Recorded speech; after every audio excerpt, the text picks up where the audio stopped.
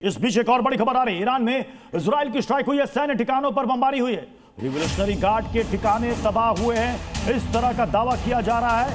इस वक्त ये बड़ी खबर, ईरान में इजराइल की बड़ी स्ट्राइक हुई है और ये बड़ी स्ट्राइक हुई है सैन्य ठिकानों पर, लगातार वहां पर बम गिरे हैं। IRGC के ठिकानों को तबाह किया गया है, उनको टारगेट किया गया है। इससे पहले भी IRGC के हेडक्वार्टर पर पहले दिन वहां पर स्ट्राइक की गई थी और उसके बाद IRGC के जहां भी अलग अलग ठिकाने हैं उन सबको टारगेट किया जा रहा है। एक और बड़ी खबर आ रही है, तेहरान में बहुत बड़ा हमला हुआ, एक साथ कई एयर स्ट्राइक वहां पर हुई है।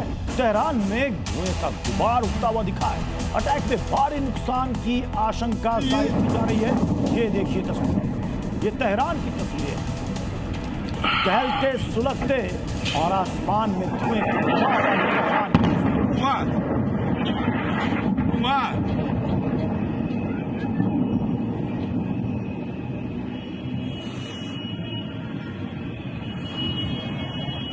موشک از اینجا میاد، از سمت چپ بیاد.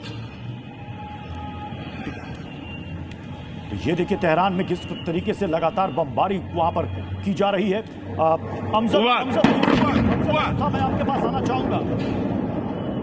पाकिस्तान तो ईरान की इस धमकी के बाद सहम गया होगा, जब सीधे धमकी मिल गई है कि अब नतीजे भुगतने के लिए तैयार रहो। क्या शहबाज शरीफ और ये फील्ड मार्शल मुनीर ये बात करेंगे? नहीं साहब, ये गलत जानकारी है, गलत भ्रामक है, क्योंकि ईरान के पास ये इनपुट्स आ चुके हैं कि पाकिस्तान के एयर स्पेस का इस्तेमाल हो रहा है।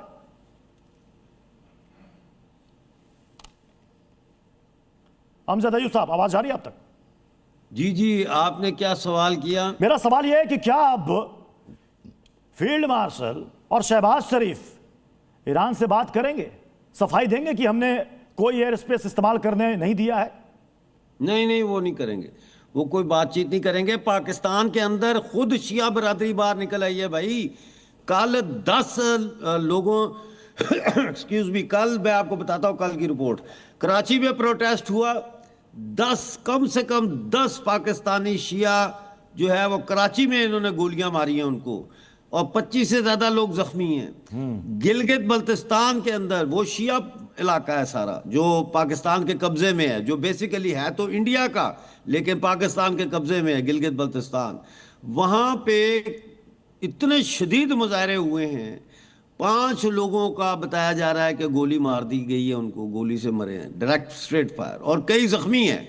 2 दिन का कर्फ्यू लगा दिया है, यानी 4 मार्च तक गिलगित में और स्कर्दू में कर्फ्यू लगा दिया गया है और फौज आ गई है गिलगित में।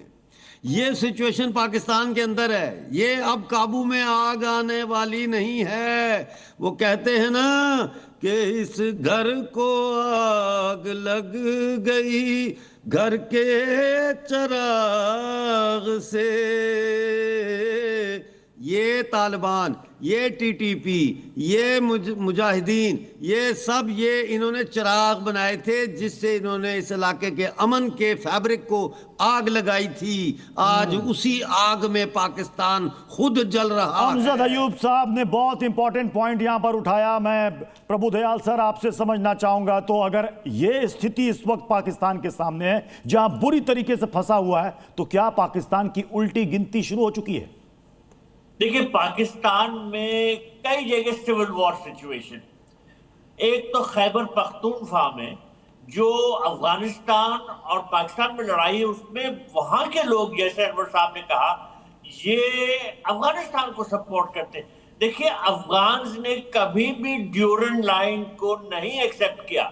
वो कहते हैं ड्यूरन लाइन को तो ब्रिटिश कॉलोनियलिस्ट ने बनाया था और इस लाइन ने अफगान लोगों को बांट दिया, कुछ उस पार कुछ इस पार। तो अफगानिस्तान भी कहता है और खैबर पख्तूनख्वा में रहने वाले अफगान भी कहते हैं कि वो ड्यूरन लाइन को नहीं मानते, और वो जो खैबर पख्तूनख्वा के लोग हैं वो कहते हैं कि हम तो अफगानिस्तान में जुड़ना चाहते हैं। तो ये जो लड़ाई चल रही है, ये इस वजह से भी चल रही है कि अफगानिस्तान जो है वो बहुत नाराज है पाकिस्तान से।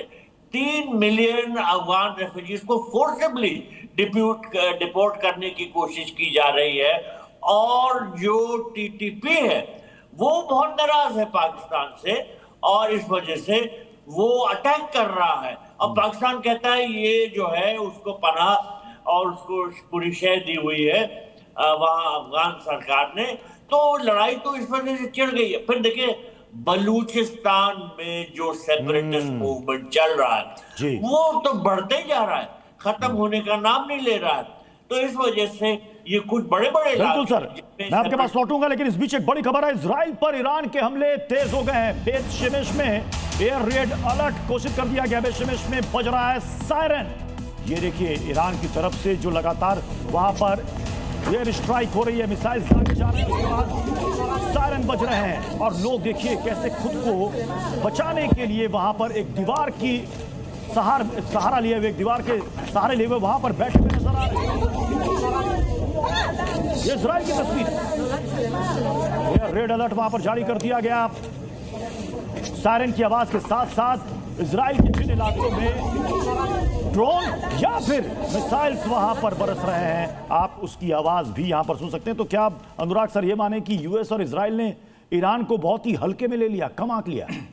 नहीं, कहीं ना कहीं मिस कैलकुलेशन तो जरूर हुई है, क्योंकि जब भी कोई वॉर होती है या कोई ऑपरेशन होता है तो आपको सबसे नज़दीक जाके उसके ऊपर अटैक करना होता है, यार फुट ऑन द ग्राउंड करना पड़ता है, तभी आप सिचुएशन को कंट्रोल कर पाते हैं और अपने कब्जे में रख पाते हैं। जैसा कि आपने इराक में देखा गया था कि लास्ट में जितनी भी बम्बार्डमेंट हुई उसके बाद on the foot ground soldier पे को जाना ही पड़ा था। लेकिन इस क्षेत्र में अगर आप देखें कि इजराइल और ईरान के बीच में 2000 किलोमीटर का डिफरेंस है, और जो यूएस की बात करें, यूएस एक अपना समुद्री बेड़ा लेके आया, लेकिन उसके बाद सोल्जर्स नहीं उतारने के लिए, और अगर गलती से वो डिसाइड करता है ग्राउंड पे सोल्जर करने की, तो ये ऐसा वॉरफेयर होगा जो उन्होंने कभी कल्पना भी नहीं करी थी, क्योंकि वो उनके ज्योग्राफिकल क्षेत्र से बाहर का है। तो ये एक असमंजस वाली स्थिति है कि इसको आपने स्टार्ट तो कर दिया है, लेकिन कंक्लूड कैसे करेंगे? इसका मैं ये इसलिए रीजन देना चाहता हूं कि जो आपने टॉप ब्रास थी उसको एलिमिनेट कर दिया और आपने डिक्लेयर कर दिया कि हमने अपने मिलिट्री ऑब्जेक्टिव पूरे कर लिए, लेकिन जो उनका मिलिट्री ऑब्जेक्टिव का पॉलिटिकल ऑब्जेक्टिव था कि हम सत्ता बदल देंगे, नई सरकार आएगी, वो तो हो नहीं पा रहा है और उसके कोई समाधान भी नजर नहीं आ रहा है।